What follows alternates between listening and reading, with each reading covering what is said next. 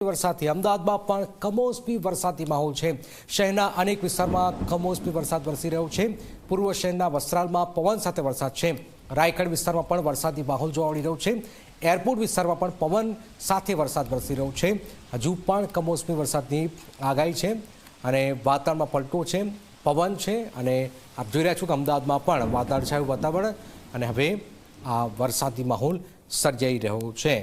અમદાવાદમાં મોડી સાંજે આ કમોસમી વરસાદ વરસી રહ્યો છે, ધીમી ધારે છે, પવન છે।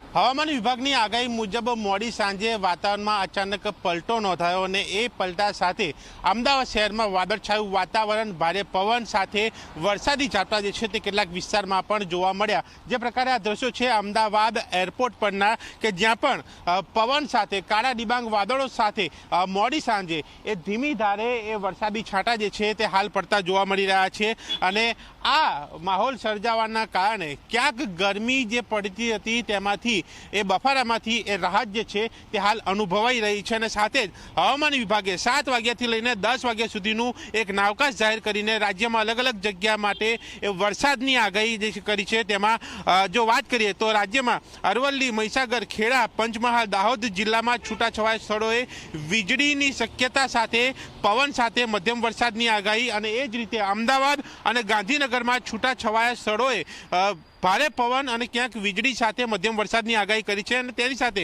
ઉત્તર ગુજરાતમાં એ બનાસકાંઠા, પાટણ, મહેસાણા, સાબરકાંઠા સાથે જ આણંદ, વડોદરા, છોટાઉદેપુર, ભરૂચ, નર્મદા, સુરેન્દ્રનગર, મોરબી, બોટાદ, રાજકોટ, જુનાગઢ, અમરેલી, ભાવનગર, ગીર સોમનાથ, દીવ અને કચ્છ એટલે કે ઉત્તર ગુજરાત, મધ્ય ગુજરાત, દક્ષિણ ગુજરાત સાથે સૌરાષ્ટ્ર આ જે જગ્યાઓ જે છે તે જગ્યા ઉપર હળવા વરસાદ અને સાથે ત્યાં પણ પવનની એક આગાહી જે છે એ કરવામાં આવી છે। જે પ્રકારે આગાહી કરવામાં આવી છે એ જ મુજબ વરસાદી માહોલ જે છે તે અમદાવાદમાં જોવા મળ્યો છે અને આ વરસાદ પડતા આ માહોલ સર્જાતા ગરમી વચ્ચે એક લોકોને અહીંયા રાહત મળતી પણ દેખાય છે।